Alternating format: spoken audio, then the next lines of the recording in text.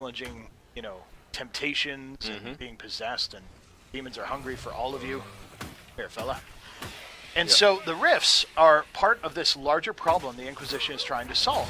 Ultimately, they want to know who opened the tear, the big breach between worlds, which creates a huge problem and causes these rifts to happen over and over. And the thing that makes you kind of unique as the Inquisitor is that you're the only one who can, well, I almost interact with them, who can actually interact with them and close them. So if I try to disrupt the rift... I think you're going to get No, you're not going to be able to do that. No time. Yeah. Because essentially, I mean, there's this massive hole in the sky. Yep. Essentially, right? It's this big tear in the veil, which is what separates the Fade from the real world. And that's causing a lot of instability in the world, causing a lot of these smaller Fades to open up where the demons are pouring out from. And there's some really interesting chaos in the world along with that rift. So there's civil wars, and there's different factions that are problematic. And this is all part of what the Inquisition's about. So it's about uncovering the truth behind all of this chaos and bringing some sort of stability to the world. Yep. And hopefully closing that big breach in the sky. Yeah, and range-wise, I mean, you know, they also represent a tactical challenge, because you'll notice I paused here because rifts tend to have more than one emergence before you can shut them down. You'll notice I'm not at full health. Sometimes it can be one, but often they're more than one. And in this case, I'm moving people into position to spread them out so that if demons are going to come, they won't have an easy target. What I will also do is you can, once you get to know the rifts, you can start to sense where the emergence points will be because they're on the ground. I'm actually going to try and use Vivian's Ice Mine to create a trap from one of them coming out, so that we take one out of the fight midway through. And hopefully the Inquisitor can use his power to disrupt the Fade Rift when they just all come out. So disrupting a Fade Rift with the Inquisitor allows you to stun all the demons for a small period of time. All right, so here, these would be where your emergence points are. Now, these are interesting. They're actually vulnerable. If you have the Dispel ability, you can actually close one of them right offhand, unless something very powerful is coming out, in which case it comes out damaged. But in this case, a mine, or traps, or caltrops, or any number of different tricks I could play will actually take out whoever comes in here, because while they're emerging, the mine will have time to activate. Gives me a little bit of time to plan ahead. Similarly, I'm going to want Blackwall probably in here to intercept that, and I'm going to team him up with Sarah, and then move over to the Inquisitor, who I'm trying to put close enough to the rift that I can actively go here. Now notice, even though I've left the tactical mode, I'm still able to have those orders carried out. Characters will move position and so on. It doesn't cancel my orders. But, all right, so enemies are out. I'm going to see if I can actually disrupt the rift, because I don't have kind of the initial aggro right now. Let's see here. Nope. Failed to disrupt. Yeah, because it opened up already. When rifts enter that state, they can no longer be disrupted, which means that you can't always just rely on, oh, I'll just go disrupt them. Don't even worry about everyone. It's if I can 3 nightmares. Interrupt that guy. Well, this is a tough one. So I was able to interrupt one of them from doing their big scream, which is good, because those are incredibly damaging. Wow. Yeah, when they go kind of do their burrow through the ground, they are they'll pop up where the characters are and knock everyone back. The good thing is they're generally pretty low on health, so it's a bit of a glass cannon kind of a demon.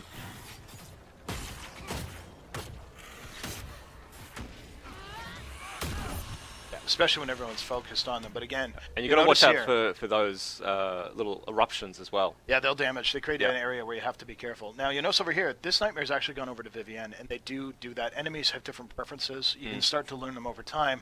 These guys will tend to go after ranged characters, and they'll go through the ground, see where he's actually zammed along here, come out, Vivienne got knocked down, so that leaves her all by herself unsupported. What I should have been doing, of course, is... when he disappeared, if he wasn't going to merge, should have moved her. I should have had some support. Back to the but party, again, that's one of those things where, as you learn through the fight, and as you manage, and that's partly why we gave you this tactical view, because we wanted you to be able to kind of manage the battlefield on your own pace. Some people, of course, are going to play full time, but we're playing on hard, so it does help. Yeah, it does help. Dig in there. A little more ranged. There you go. Blackwall's got that. Yeah, that emergent, if I can interrupt, yes, good. So with those screams, they do a little damage, and then they do a lot of damage. So if you can cut them off before the end, you're good to go.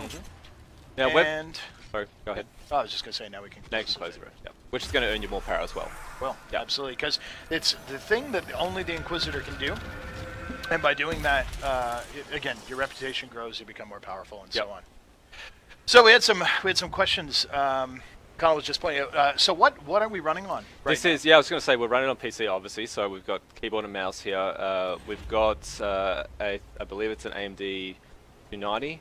290X. 290X in this machine. Just one of them. The game on PC supports 4K with Mantle as well, which is gorgeous. Dorv's got mad vert. As well, I mean, here's the thing: is we're playing on PC with mouse and keyboard. You can play with a console controller as well if you prefer. Yep. Either's an option. Where the hell are you going? I'm going around, man. Do you have a reason? Yeah. Okay. All right. I'm exploring. Okay. Well, have you never explored? Have you never wondered? Hey, I've never been to this part. There's like crafting items and maybe a chest and something awesome tucked away in the corner. Have you never ever done that? I have done that, but it does help that you're the creative director and know where the hell all these things are. Well, I have some people that do this. You're just gonna just want to sit on this and just have a wine, enjoy myself. Exactly. Yeah, exactly. Yeah. Take a moment. And of course, cheese. Cheese is very famous in Dragon Age games. Yeah, the level artists have a competition to see how craftily they can hide cheese and wine, and I know a lot of fans enjoy looking for them as well. So there you go, little moment of serenity. Yeah. With our dwarf. And that beautiful. Good job, Inquisitor Kadash. Good job. So here's the thing. I didn't know that was there, but I figured there'd be something. Fair enough. Fair enough. Because I love the. I love that basically there was a whole team of guys who basically went through and went, okay, we're gonna make it rewarding to go hop around these different locales. With the rift cleared, we have had bandits move in behind us while we've been out there. They've set up actually nice. They've set up a little bonfire camp and stuff. Yeah, while we're doing that, so the area will populate and fill. So again, people were asking, do they respawn and so on? They do, and a big part of that is because crafting is a pretty central part of the game. Yep. Getting new materials, getting new gold, and so on, and it's an economy that's very linked. The gold you acquire can be used to buy crafting materials. Crafting materials can be sold for gold. You can buy power with gold. You can basically engage with the game any way you want. And really, that was, I think, probably our biggest goal was to make sure that how you wanted to play Dragon Age Inquisition is how you were going to play it. Absolutely, yeah, definitely. Very much a play your way kind of a game. Yeah. It was one of the principles we took into this. We want you to be able to create the character that you want to play, build your own fantasy. So you can, two genders. We've got 4 races. Got 4 different voices between those combinations there. You've got trillions of combinations in how you can look in terms of your face, tattoos and scars and different hair and beards and all that sort of stuff. Even to the color of your eyes, it's massive, gorgeous. Inner and outer. Exactly. Awesome. Yeah, that's fantastic. So again, this pretty much wraps us up. We're about out of time. Thanks very much for watching, everyone. It's been awesome. Again, we were doing Extra Life. extralife.org/team/Raptr, R-A-P-T-R, is a group that we've been streaming for. Again, please feel free to make your donations. We all appreciate it. This all goes to the Children's Miracle Network. And coming up next, because this is one massive stream for you to enjoy all day, we're going to be going over to the folks at Warframe. Now, the thing that excites me about that is Warframe developed in Canada. Developed by Digital Extremes in a place called London, which is my hometown. Okay, all right.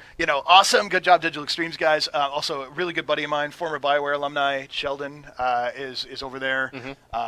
And weirdly, my wife's brother's friend from high school works there too. It is a small world. Yeah, the games industry is very, very small. Now, as well, guys, for those of you who are big on the Twitch thing and into streaming, don't forget that during the launch week of Dragon Age Inquisition, which is coming out November 18th or 21st. Again, 21st in Europe. In Europe, absolutely. So that's on PC, PS4, Xbox One, Xbox 360, PS3. Wow. We're insane. There's a lot of platforms. So Raptr will be doing an instant replay launch week, where essentially you can use their instant replay thing to continuously record your gameplay and go, oh wow, I want to catch that. That was a great, sweet shield bash, or this is me taking out the dragon, or what have you. And of course, don't forget that BioWare, we've been getting into Twitch pretty big. Patrick and Connell have been doing a ton of awesome stuff there. Thanks, guys. I like to think so. Do you remember the address offhand?